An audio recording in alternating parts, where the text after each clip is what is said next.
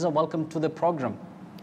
Good evening to you, and thank you very much for having us. You're welcome. Dr. Ann, let me begin with you. I know that you've had different sittings, the latest being in Dodoma and Nairobi. Perhaps can you tell our viewers what is at the top of EALA's agenda, even as you continue with your role of legislation? Well, thank you very much. Our sitting in Dodoma was very, very historic.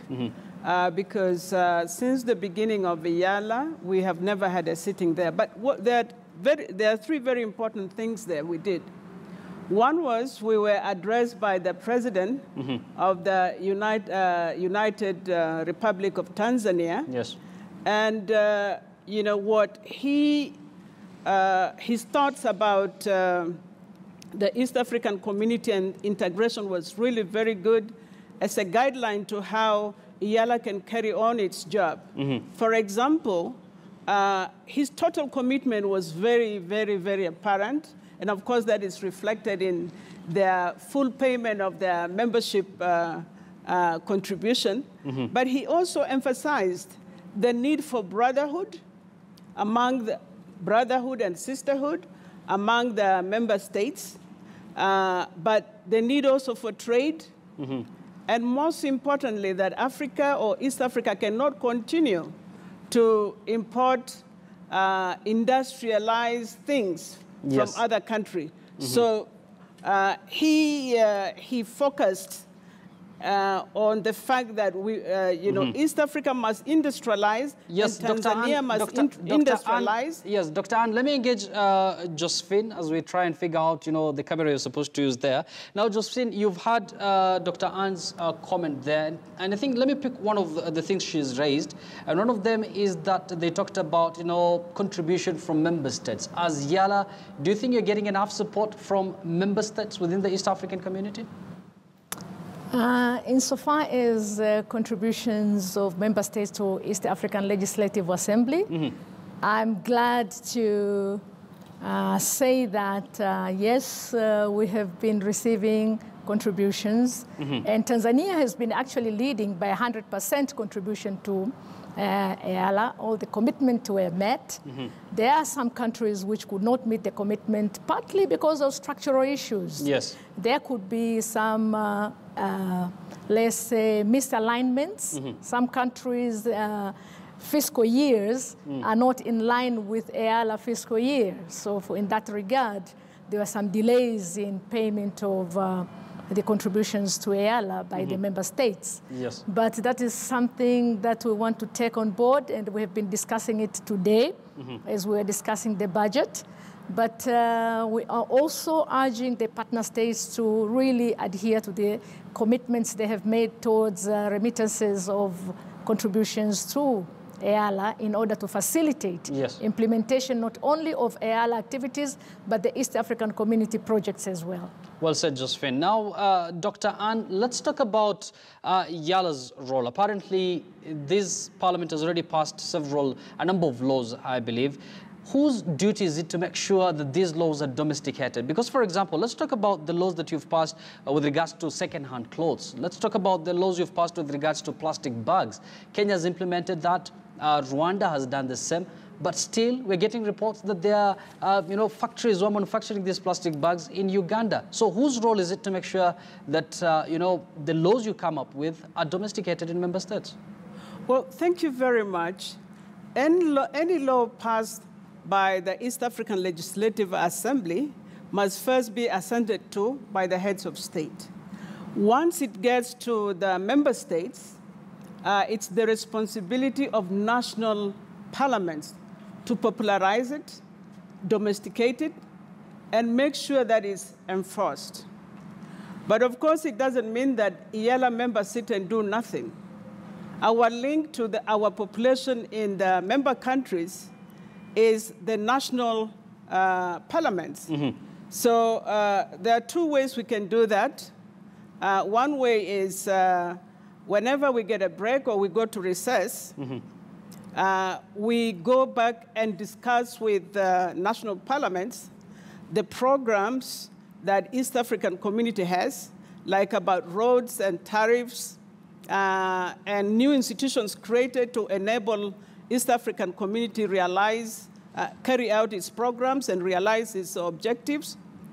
But also, we are allowed, as members, to do sensitization programs when we go home. So yes. the moment a law is passed by EALA, it first goes to the national parliament. They have a role to play to domesticate it. But EALA members also have a responsibility of talking to members of national parliament, but also East African is beyond national parliaments. It is government institutions, it is the traders, it is the civil society who must also understand the laws that have been passed by us. So we interact at the level of the national parliaments, but we also go to our different institutions and people so that they can also understand. By the way, East African community is supposed to be people-led integration. And you cannot have people involved in the integration process if they don't understand the law. Yes. They will not be able to take advantage of the opportunities created through integration. So well said, that's how we Dr. act. Ann. Yeah. Yes. Now, Honorable Josephine, Dr. Ann talks about, the governments, of course, have a role to domesticate these laws, but apparently she says also EALA members of parliament like you have a role to sensitize your government on the various laws that you've come up with. For example, the laws on plastic bags ban. This is something that has been effected in Kenya and Rwanda. What is making perhaps Uganda or Tanzania, the country you come from, from implementing this kind of a law? Thank you very much, Ibrahim. Yes, as Dr. Ito has explained, how we go about domesticating the laws is by engaging by different stakeholders, and we have different levels of engagement. In Tanzania, for example, we've been adhering very much to a number of laws that have been passed by the East African Legislative Assembly. When it comes to sanitation, for example, and issues of waste management, we have the country actually following up and taking issues of sanitation as well as management of waste very seriously. And recently, there have been efforts to make sure that plastic bags are actually banned. And to make it more specific, there are quite a number of stakeholders who are engaging, particularly with women, and they've been discussing on how to come with alternatives to the carrier bags and packages for carrying things from the markets, from the shops, and so on. Women groups are now engaging in actually making baskets, but also making the types of carrier bags that will be suitable and will not be polluting the environment. Now, Dr. Ito, let's focus on something totally different. This has everything to do with business and the ease of doing business in the East African region. And allow me to quote a report here from the World Bank 2018 Ease of Doing Business report. And they're saying as of last year, according to the report, only Rwanda and Kenya made notable changes to improve doing business in the region. Apparently, Rwanda, which was ranked number 56 last year, is now ranked number 41. They've improved. Kenya, which was ranked number 92, is now at number 80. But if you look at Uganda, South Sudan, Burundi, Tanzania, they're still being ranked in a very dismal manner. As a representative of the East African Legislative Assembly, I'm sure one of the things that East African communities are anchored on is their need to, ease business within member states. Are you disappointed with this report? Well, no, actually, I must say that both Rwanda and Kenyans are members of East African community, and we take pride that they have made such progress, and we congratulate them too. Secondly, there has been tremendous progress in terms of doing business in East Africa, including countries like Uganda and South Sudan.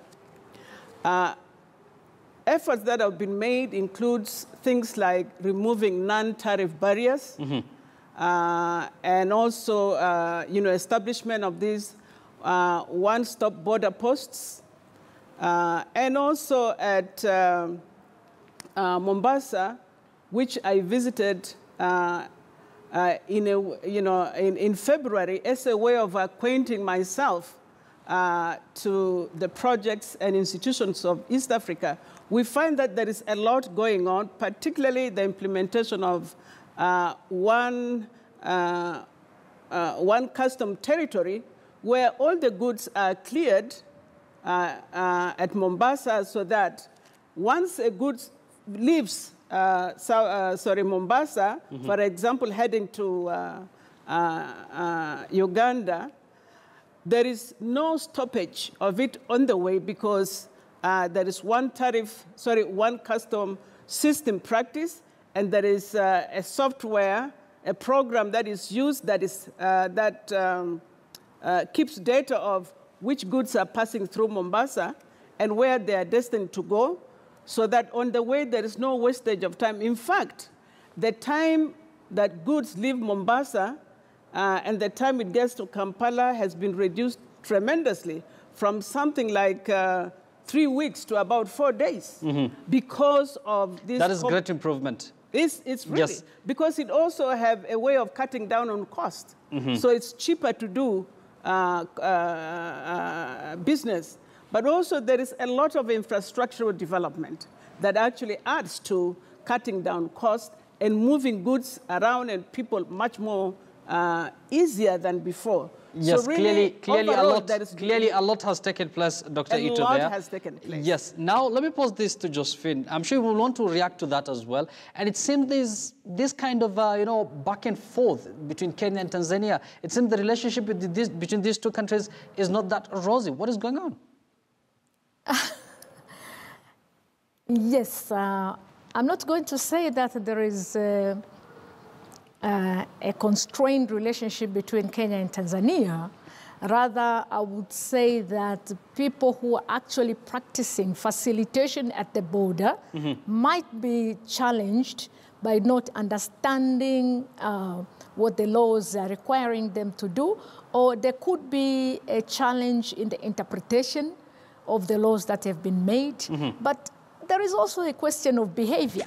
Behavior change is a slow process sometimes. People are used to doing business in an old-fashioned way, in a different way. They don't understand what is happening insofar as the issues of easing trade and doing business is concerned. I wouldn't put it at the level of the national states, actually, or the laws being contradictory to each other. Rather, I would say the behaviors of those who are facilitating processes on day-to-day basis could be the issue. Yes, interpretation could also be a problem. Well said, Honorable Josephine. I see Dr. Ito there really wanting to make a comment, but we're almost out of time, unfortunately. Dr. Ito, don't comment about the business issue. We're done with that. Let's talk about South Sudan and the commitment of the East African community to make sure that the youngest nation in Africa, gets some sort of a stability. Where is EAC in this? Because we've seen IGAD taking a central position, and by extension, the African Union. What is East African community doing about this? Well, thank you very much. If you look at the Treaty of the East African Community, there is a provision for member states to reach out for one another and make sure that there is stability, there is peace, and there is coordination and cooperation in the areas of defense and culture and many more other things.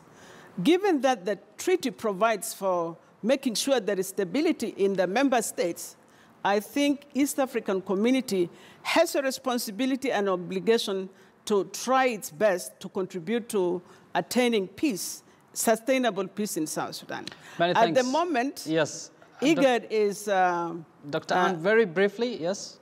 At the moment, IGAD is responsible for that. But while we were in Dodoma, there was a motion raised which actually was to the effect that the East African community should be allowed to have an observer status when peace is being negotiated at Addis under IGAD. It's our hope that the two factions are going to find a common ground and bring peace to South Sudan. Many thanks, Dr. Ann Ito Leonardo, for your input. She's East African Legislative Assembly representative from South Sudan, and as well as Honorable Josfino Lemoyan, who is a EALA Member of Parliament from Tanzania. And earlier, this is what we did ask you on Twitter poll. If you think East African countries will achieve real integration, at Griffin Babu says, with so much corruption at the different levels of the governments, it will take a real sacrifice from the state officers to appreciate the importance of doing business as one. The greed is our undoing. At Dennis Kahiga says, yes, African countries will achieve integration as change is inevitable, from Nairobi. One final one, this one still from Kahiga, says, yes, East African countries will achieve integration as change is inevitable. I think I've already read that one. Many thanks for your feedback there. Many thanks for watching the program. Of course, this has been Bottomline Africa, right on KTN News. This program is aired every Monday to Thursday from 10 to 11 p.m. And tonight's BBC Africa Eye special report follows undercover journalist Anas Aremayo Anas' investigation into West Africa, detailing bribery and corruption between players, coaches and referee. This is an investigative report that also touched on a Kenyan referee who was actually supposed to officiate some of the matches there in World Cup there that is supposed to take place in Russia. Unfortunately, he has stepped aside. Of course, that is an investigative piece that we're going to